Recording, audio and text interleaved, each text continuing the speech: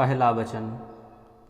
तीर्थव्रतोद्यापनयज्ञदानं मया सह त्वं यदि कान्तकुर्याः वामाङ्गमायामि तदा त्वदीयं जगादवाक्यं प्रथमं कुमारी। इस श्लोक के अनुसार कन्या कहती है कि हे स्वामी, तीर्थ, व्रत, उद्यापन, यज्ञ, दान आदि सभी शुभ कर्मों में तुम मेरे साथ ही रहोगे, तभी मैं तुम्हारे वाम अंग में आ सकती हूँ, अर्थात तुम्हारी पत्नी बन सकती हूँ, क्योंकि पत्नी का स्थान बायां भाग होता है। दूसरा वचन। हव्यप्रदानैरमरान् पितृश्चं कव्यप्रदानैर्यदि पूजयेथाः वामाङ्गमायामि तदा त्वदीयं जगादकन्यावचनं द्वितीयम्। इस श्लोक के अनुसार कन्या वर से कहती है कि यदि तुम हव्य देकर देवताओं को और कव्य देकर पितरों को पूजते हो, तब ही मैं तुम्हारे वाम अंग में आ सकती हूँ, अर्थात आपकी पत्नी बन सकती हूँ। तीसरा वचन। कुटुम्बरक्षाभरणं यदि त्वं कुर्याः पशूनां परिपालनं च वामाङ्गमायामि तदा त्वदीयं जगादकन्यावचनं तृतीयम्।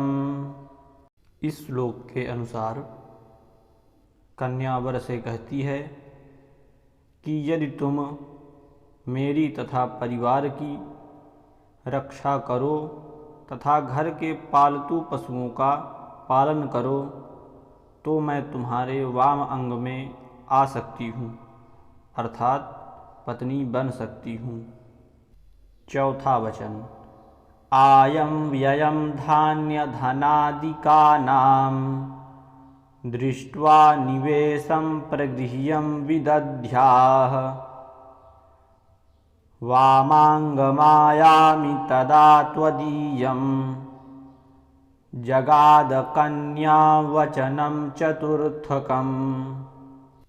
चौथे वचन में कन्या वर से कहती है कि यदि तुम धन धान्य आदि का आय व्यय मेरी सहमति से करो, अर्थात मुझसे पूछ करके करो, तो मैं तुम्हारे वाम अंग में आ सकती हूँ, अर्थात पत्नी बन सकती हूँ। पाँचवां वचन। देवालयाराम तडागकूप वापि विदध्या यदि पूजयेथाः वामाङ्गमायामि तदा त्वदीयं जगादकन्यावचनं पंचमम्।